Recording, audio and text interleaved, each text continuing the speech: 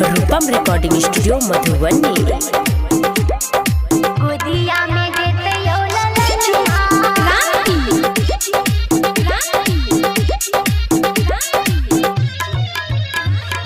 आजू के दिन लागई मन भावन, रंगोले भोदली में होई जितिया पावन।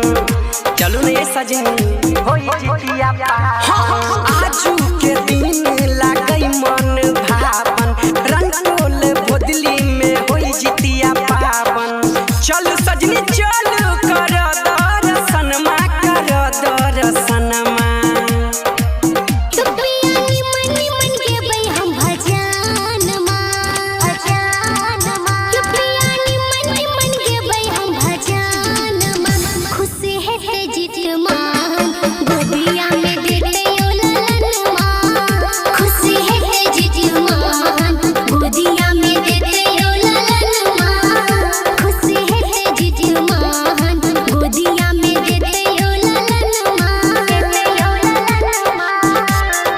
रूपम रिकॉर्डिंग स्टूडियो मधुबनी।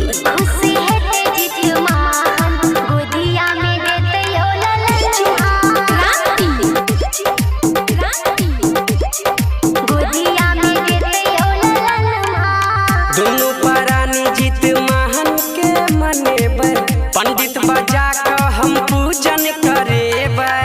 चढ़ेबै प्रसादी हम पान फूलियो, करबै नै कोनो भूलियो।